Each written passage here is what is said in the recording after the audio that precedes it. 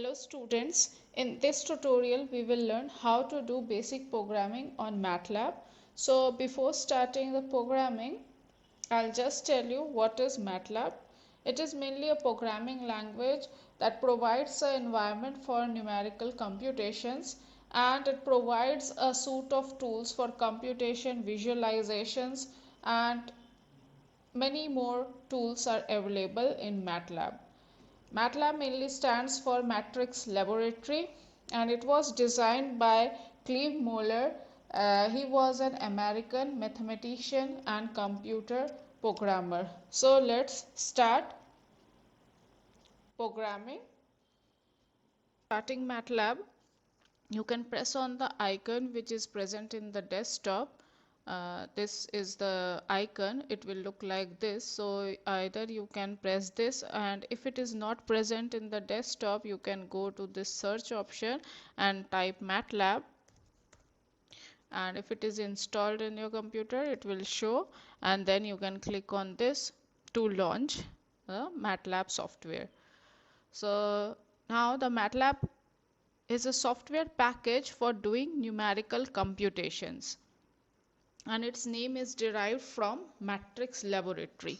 So as soon as you launch the MATLAB, you will see that it will appear like this. By default it will appear like this, and it has a following panels, like it will show current folders, command window, workspace, and you from here you can see in which folder you are.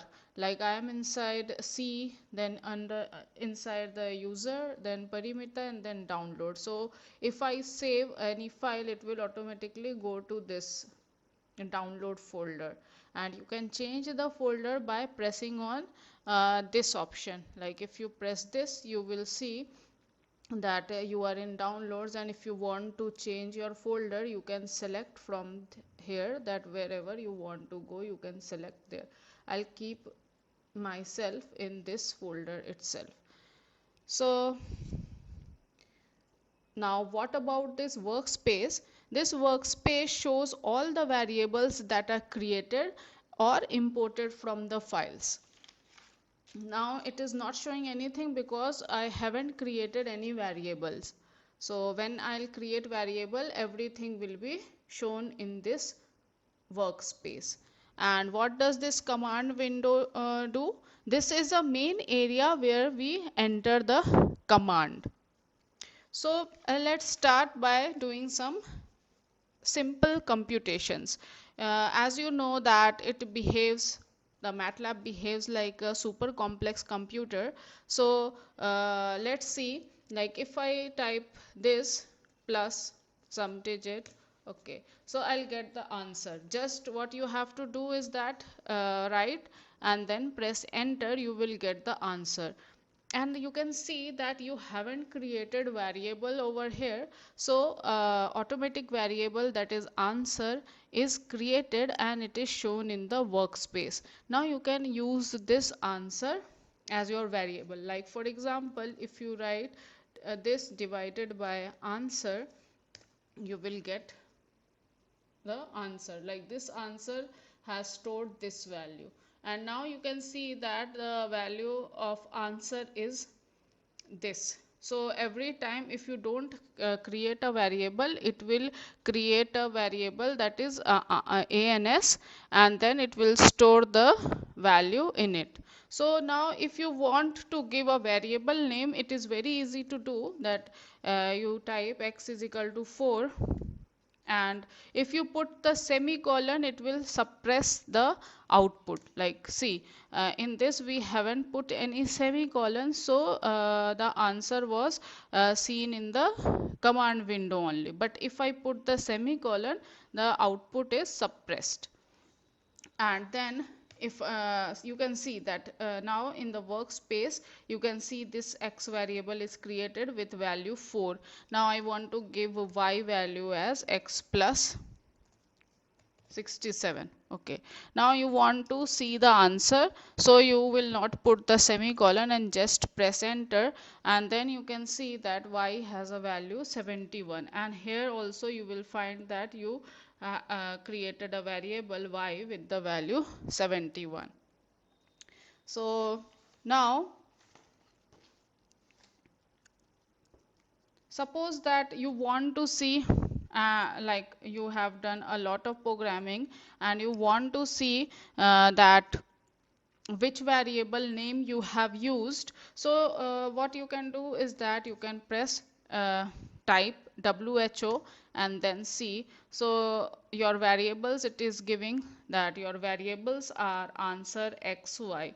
It is useful when you have done a lot of programming and you forgot that which variables you have used. So you can use this option who to see what variables you have already used. Okay, so now by default you can see that it is MATLAB displays the numbers with 4 decimal places. You can easily see that when I put this by default it is showing answer up to 4 decimal places. However, we can also increase its precision. How we can do, like if I write format long. So if I type format long and then I want to see the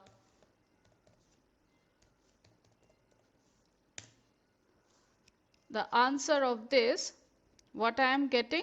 I am getting an answer with 16 digits after decimal. So what is you want to go back to that default stage, you can write format short. Okay, so you type format short and then you press enter, and then again I am computing this only. So if you press enter, you can see that your answer is now converted into the 4 digits after decimal. Here it was 16 digits after decimal. So there is another option that, like if you want to clear the space, like if you want to clear the command window, because typing you get, you can type CLC.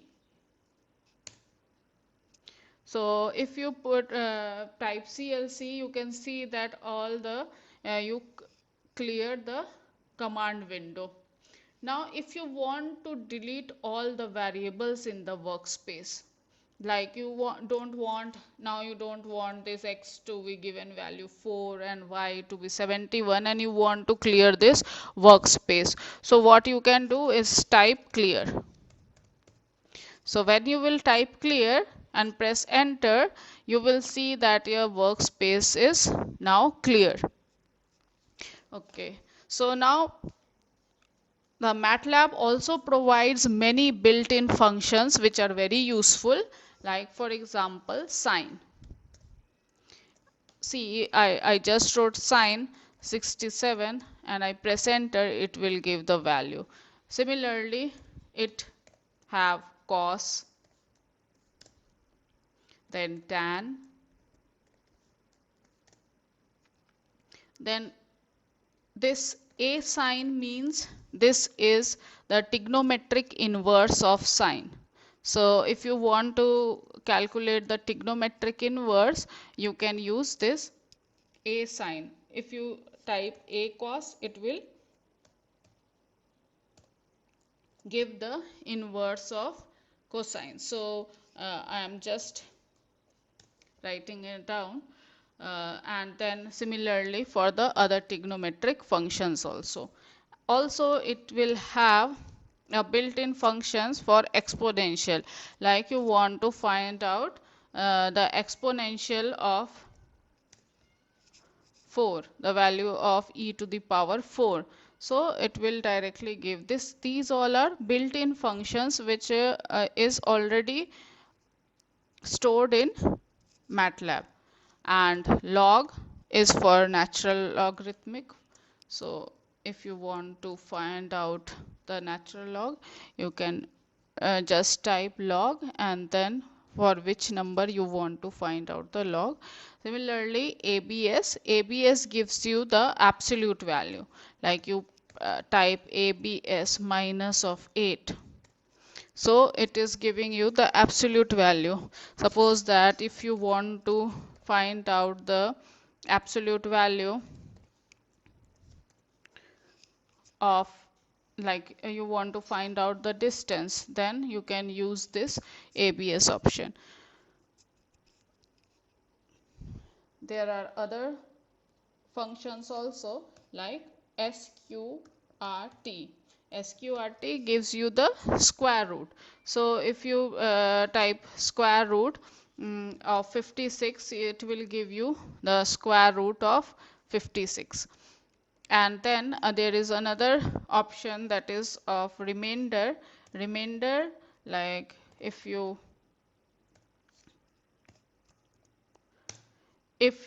use this, like 5 divided by 2, the remainder is 1. So this remainder will give you this value.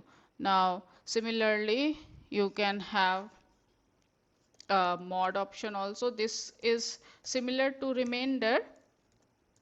See, but sometimes there is a difference. Minus 5 divided by 2. So it is giving minus 1. Now if you write the same thing for mod, it is giving you plus 1. That means that here the answer was dependent on the dividend, on the sign of the dividend, and here the answer is dependent upon the sign of the divisor. So this is only the basic difference between REM and MOD. Otherwise it will give, if both have the same sign, both will give the same result. Now let us clear our screen. So what was the command to clear our screen? CLC. So we will type CLC, and then we will clear our command window. And let us is used for commenting something, like you don't want to execute and you just want like to write to make the program more readable. So this % can be used for commenting some statement which you don't want to run or execute. So now we will see how to create and handle vectors in MATLAB. So a vector is a one-dimensional array. So MATLAB allows in creating two types of vectors, row vector and column vector. So let us see how can we create the row vectors. So I am creating row vector. So row vector can be created like I gave a name, and this must be written in a big bracket. So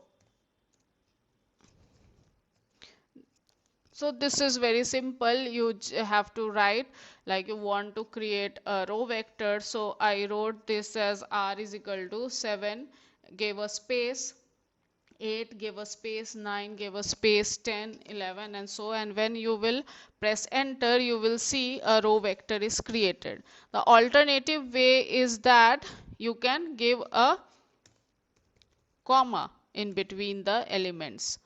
So the comma or the space does the same work. So now you have created a row vector whose name is R. So you can see it in your workspace also, that you created a row vector R.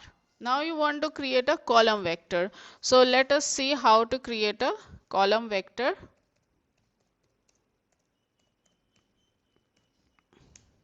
So column vector can be created by using, like I am writing C for column. So now you have to use this semicolon, because you are writing here a column vector.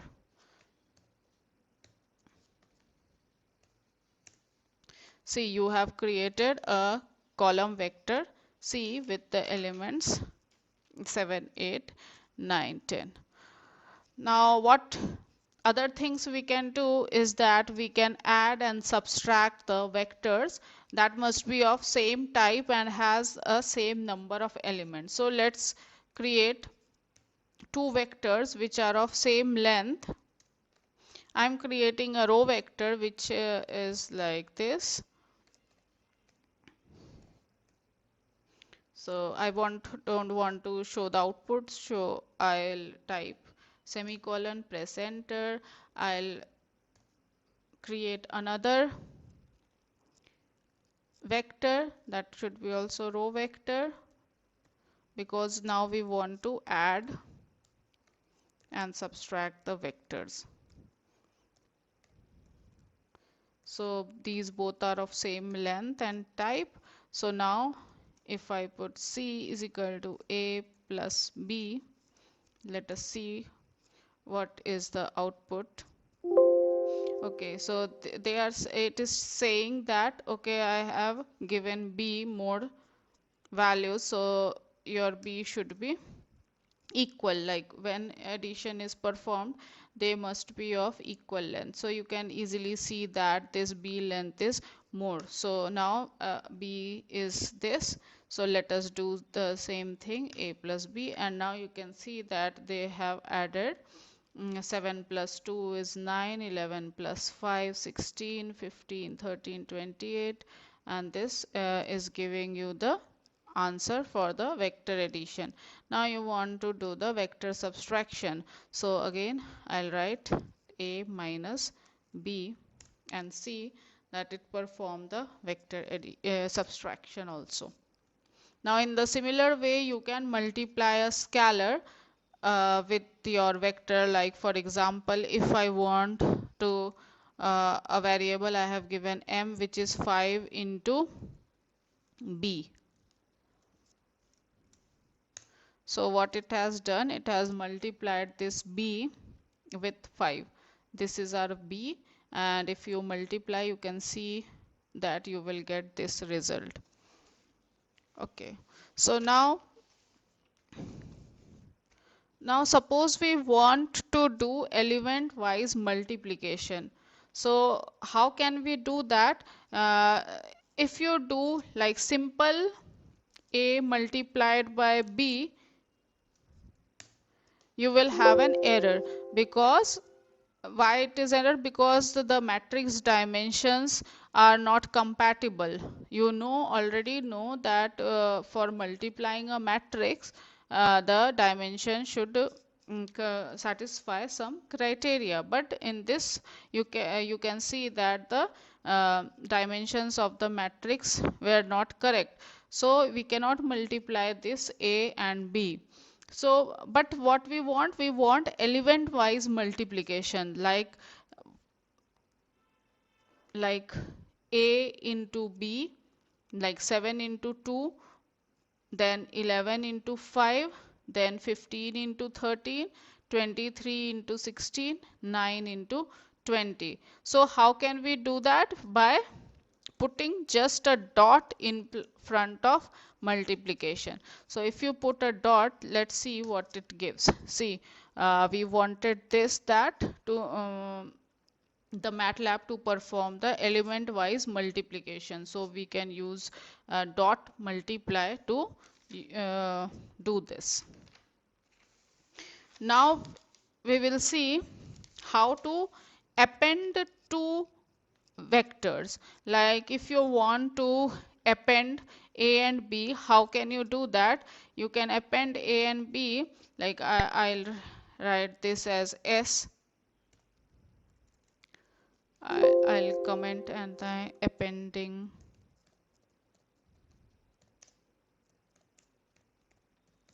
Okay, appending vectors. So I want to append a and b. So how can I do that? I'll just simply write,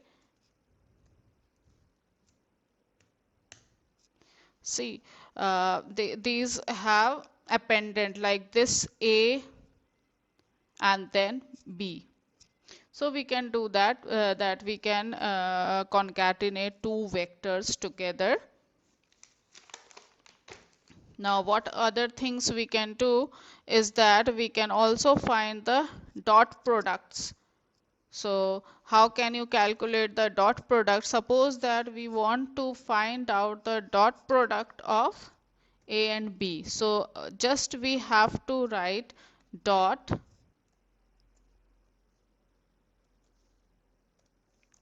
A comma B.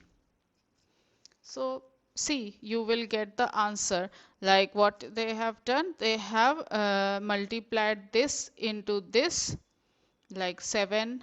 If we see A and B, if we go to A and B, this was our A and this is our B.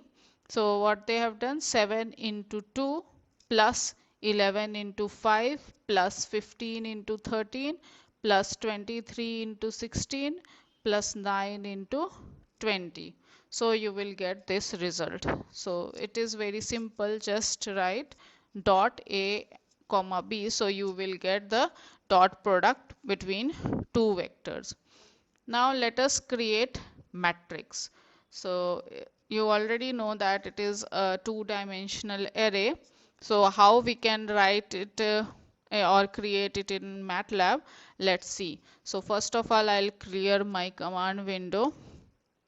So now I want to create the matrix. Suppose I gave it a name M. M is equal to, it's very simple, 9 space, or you can also use comma. I am giving a space. So this is my first row. This is my first row. Then 0 space 8 6. This is my second row. Then 7 1 and 6. This is my third row. So I am taking a 3 cross, creating a 3 cross 3 matrix. So see, just I'll put enter, and how easily it has created the matrix 3 cross 3 with the given entries.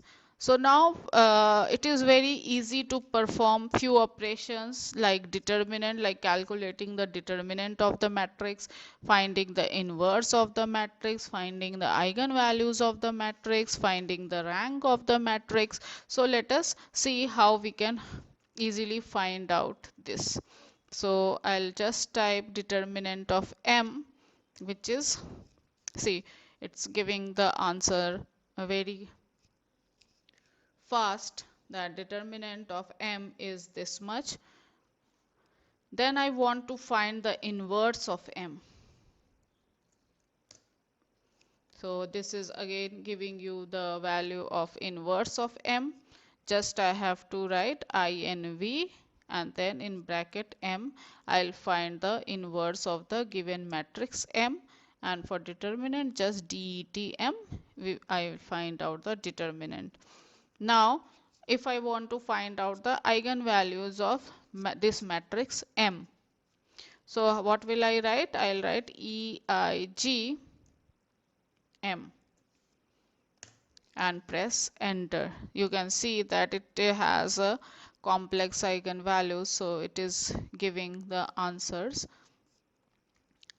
and this one is mainly real only. It is like imaginary part, it is 0. So then we are interested in finding the rank, so we will just write rank of M and then press enter. It has a rank 3. It is obvious because its inverse was existing, so its rank must be 3. Now we will see few more inbuilt functions for MATLAB. So like if we type zeros and I put a dimension, what it is doing, it is creating a matrix 4 cross 4 with all the entries 0. So you can create the 0 matrix with the help of this option zeros, and you can create an identity matrix by typing EYE Suppose that I want to create a identity matrix of 3 cross 3. So I'll type EYE3 and see, you will get a 3 cross 3 identity matrix. Now if I want to create a matrix with all the entries ones, so I can do that by, if I put just only 3, it will create 3 cross 3, and if I give the dimension like this, it will create, you can see that it will create a 4 cross 3 matrix. That is, it will have 4 rows and 3 columns. So you can create the zero matrix or identity matrix with this option. Now you can also check the length of the vector very easily by just typing length. Suppose that you want to find out the length GTH, length of the vector, the row vector which you have created. See, it is having 5 elements, so it is giving the length of A is 5. Similarly, you can calculate the length of other vectors also by this option, length A. Now you can easily sort the matrix or arrays. Like for example, you want to sort A and just press enter. This is your A. You can see in the workspace it is 9, 7, 11, 15, 23 and 9. Now if you sort this A, you can see that it has arranged its elements in the ascending order, like 7, then 9, then 11, 15 and 23. So you can easily see that what it has done, the sort of has sorted the elements of the array in the ascending order. Now there is another option, like if you want to find out the maximum of A, just you type this and you can see that you will get the maximum element. And similarly, if you want to find out the minimum of A, you will get this 7 is the minimum. Similarly, you can find for the other arrays also. Now let us see the importance of the colon notation. Okay, so I'll clear my command window. So I'll type CLC and press enter, and then I'll write the importance of colon notation. So colon notations are very useful, like for creating vectors, subscript arrays, and to specify the iterations also. So like if I type I is equal to 1 colon 10, what will it will create? It will create a row vector I, whose, like it is mainly creating the array from 1 to 10. So in this way you can create a row vectors containing the integer from 1 to 10, or you can also create a row vector by this type.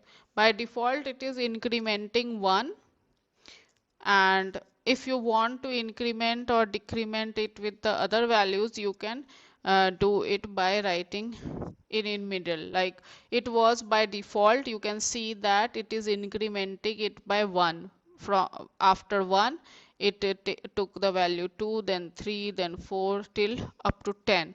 Now you can, if you want to decrement with your own value, like if you want to decrease the value uh, from -5 and go up to till 50, you can also do it. Sorry.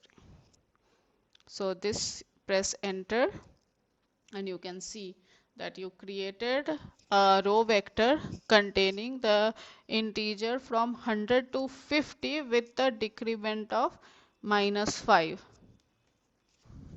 Now suppose you have entered a matrix, you know how to enter a matrix. I write it as M1. So I write 2 3. This is my matrix. Now I want to see the second column of this matrix. So how can I do that? I can just type M1 colon 2. So you can see that I accessed only the second column. Like whatever you will write over here, it means that all rows and second column.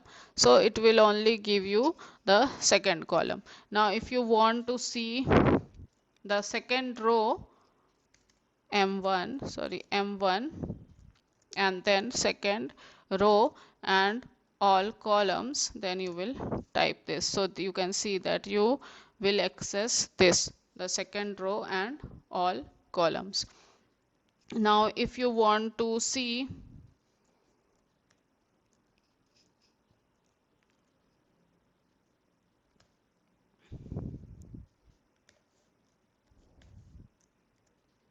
second and third column, so how will you write? You will write because you want all the rows, so you will write colon and then comma 2 to 3 columns. So now you will press this enter key and see that you get access to second and third column with all the rows like this. So this is the importance of colon. Now finally let us create anonymous functions.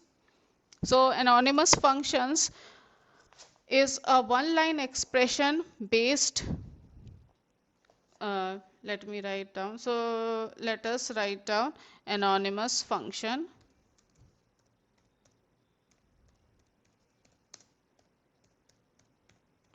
So let us see how to create the anonymous function. So what are these anonymous function? An anonymous function is a one-line expression based MATLAB function that does not require a program file.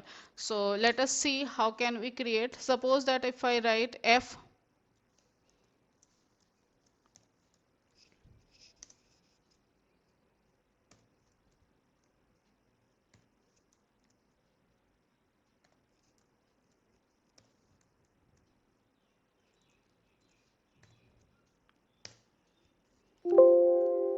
sorry, this one will be plus.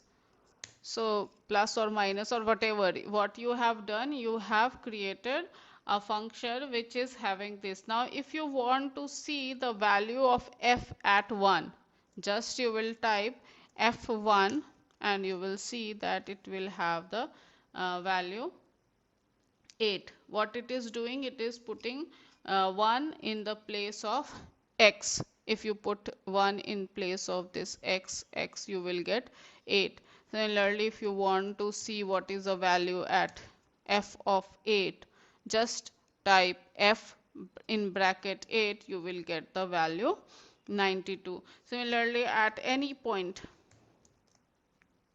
like at 10, you want to see the value of f. So you just, what you have done, you have created here the anonymous function like this, where you used this @x sign for telling that you want to take the value of x, and it will, what it will do in the place of x, it will give the value which you enter and then give you the output. Now see if, okay, so now if you want to integrate, so I wrote comment, I have commented it and wrote integration. So if you just type int 2x, 2 into x, suppose you want to integrate this. So now see, it is giving an error that it is an unrecognized function or variable. So to get rid of this, what you have to do is you have to write sims x.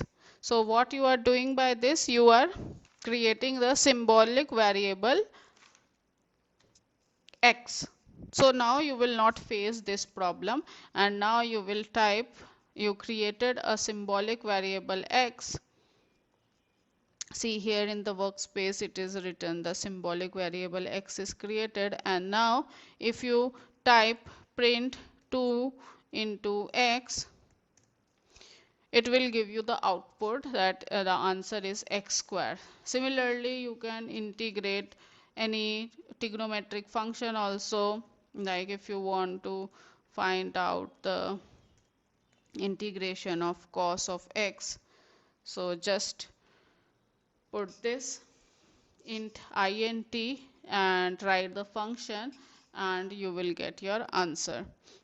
So you can perform integration and you can also perform differentiation also. How you can perform differentiation? You will just type diff and the function you want to differentiate. Suppose I want to differentiate the inverse of cosine, so I'll type this and press enter. So you can see that it is giving the derivative of cosine inverse.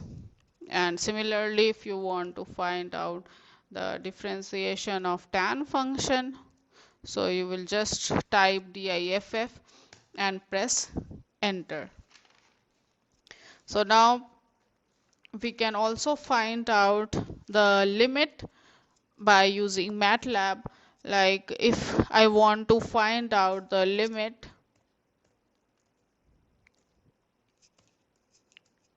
of, suppose I write the function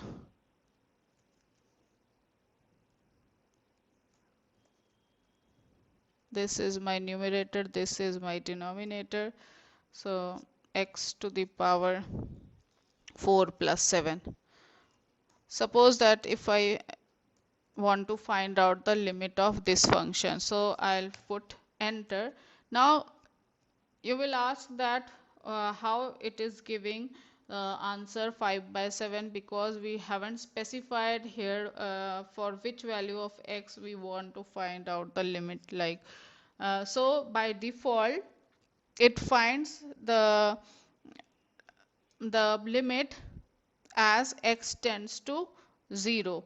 It will find the limit as the independent variable goes to 0. Now if you want to find the same at some different, like at 1, you can write this comma 1 and then press enter. So now you can find out the limit at your specified location, like in this. So I'll end this tutorial here, and in the next tutorial we will see how to write the script of MATLAB and more complicated programs. Thank you.